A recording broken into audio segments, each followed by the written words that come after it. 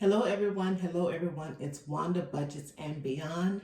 And as you all know, it is Kwanzaa. Kwanzaa goes from December the 26th until January the 1st.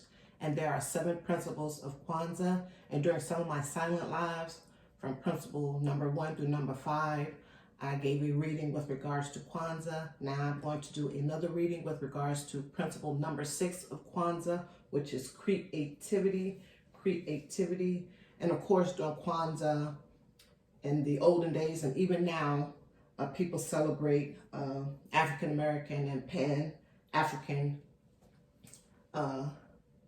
We celebrate our history, our culture, our values, family, and community during this time with readings, dance, food, the eating of food, the making and the eating of food, and a whole host of other things during Kwanzaa that I am sure that have evolved throughout the years. So I'm going to give a reading on principle number 6, like I mentioned, creativity, purpose and creativity. The 6th principle of Kumba, which is creativity, and logically follows from and is required by the principle of Naya. It is a commitment to being creative within the context of the national community vocation of restoring our people to their traditional greatness and thus leaving our community more beneficial and beautiful than we, i.e., each generation, inherited it. The principle has both a social and spiritual dimension and is deeply rooted in the social and sacred teachings of African societies. Next is creative restoration underneath creativity. Nowhere is this principle more clearly expressed than in the literature and culture of ancient Egypt. Creativity here is both an original act or imitation of the creator and a restorative act, also a reflective of the creator, constantly pushing back the currents of chaos and decay and revitalizing and restoring the natural, spiritual, and cosmic energy of the world. In ancient Egypt, there was a spiritual and ethical commitment and obligation to constantly renew and restore the great works, the legacy of the ancestors, and the creative energy of the leader and nation. This was considered doing Mayat, hopefully I'm pronouncing that correctly, i.e., reaffirming and restoring truth, justice, propriety, harmony, balance, reciprocity, and order. Each pharaoh saw his or her reign then as one of restoration of Mayat, i.e. the reaffirmation, reestablishment, and renewal of the good, the beautiful, and the right. This concept of restoring Mayat includes the concept of Saruda, restoring the world, used above in discussing the right relationships with the environment. Therefore, Queen Hatshepsut says of her reign, I have restored that which was in ruins. I have raised up that which was destroyed when the Amu were in the midst of Kemet, overthrowing that which had been made as they ruled in ignorance of Ra, which is God. And King Shabaka found a great work of the ancestors in ruin, the Memite text on creation, and he restored it so that it was more beautiful than before. This latter contention of restoring the work so that it was more beautiful than before is also central to the concept of restoration and was a regular claim of the king, queen, priests, and leaders.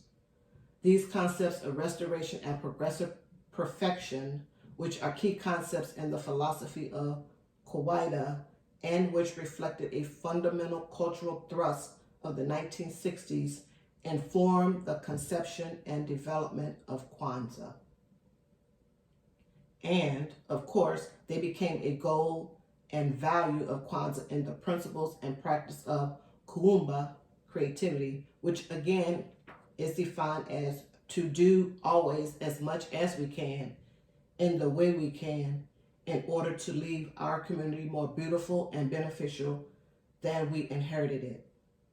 Also, restoration as principle and practice is central to the 5th principle of Naya, whose essential thrust is to restore our people to their traditional greatness. Thus, one has an interrelatedness and interlocking of principles and therefore a similar relationship in the practice of them. Kwanzaa as creative restoration under creativity. It is of value to note here that my creation of Kwanzaa falls within the restorative conception of creativity. For when I say I created Kwanzaa, the term created does not imply or mean made out of nothing, for it is clearly not the case, as the above discussion on the continental African roots of Kwanzaa shows. What one has, then, is rather a creative restoration in the African spirit of cultural restoration and renewal in both the ancient Egyptian and African American sense of the practice as used in the 1960s. It is, in fact, a restoring that which was in ruins or disuse in many parts of Africa, especially among Africans in America, and attempting to make it more beautiful and beneficial than it was before, as the principle of Kumba creativity requires. This, as stated above, contains the interrelated principles of restoration and progressive perfection. To restore is what we called in the 60s to rescue and reconstruct. Progressive perfection is a Kawaida concept that assumes an ability and obligation to strive always to leave what one inherits, legacy, community, etc., more beautiful and beneficial than it was before.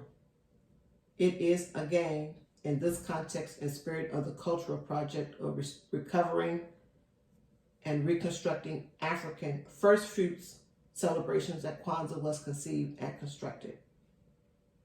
Okay, interesting to know. The stress then is on leaving a legacy which builds on and enriches the legacy before you. It is again, stress on generational responsibility. That came up a whole lot throughout the previous 5 principles of Kwanzaa. Responsibility. Each person doing what it is that they need to do for the collective, to help the collective, or to help themselves, and then, of course, more importantly, to help the collective then, which will be now and into the future. Kwanzaa reminds us of the ancient Egyptian teachings that if we wish to live for eternity, we must build for eternity, yes, i.e. do great works or serve the community in a real, sustained, and meaningful way. This reflects both a social and moral criteria for eternal life, and it is interesting to note that this discussion of great works and service surfaces in a discussion by Martin Luther King Jr. on service. He said that all of us cannot build great works, but we all can serve, and that in itself can lead to greatness. Finally, King Cirrhosis 1 taught that to do that which is of value is forever. A people called forth by its works do not die, for their name is raised and remembered because of it. The lesson here is that creativity is central to the human spirit and human society, that it causes us to grow, restores, revitalizes us and the community, and ensures our life for eternity. And the book of Keti teaches that we should not underestimate the positive or negative, the creative or destructive effects of our thoughts and action. For sure, powerful. For it says, every day is a donation to eternity, and even 1 hour is a contribution to the future. Just powerful, powerful, powerful.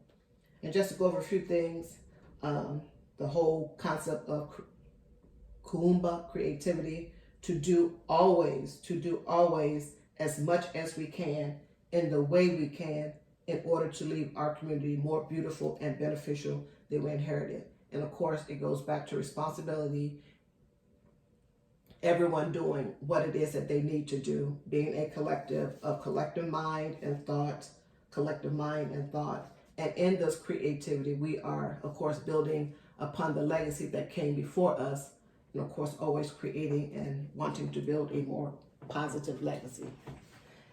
And I got this information from, because I always want to cite the source, the official Kwanzaa website.org. The official Kwanzaa website.org is where I got this information. So I do appreciate your time, folks. Take care. And of course, this is Wanda Budgets and Beyond, principle number 6 of Kwanzaa, which is creativity. Have a great day, all. Bye-bye.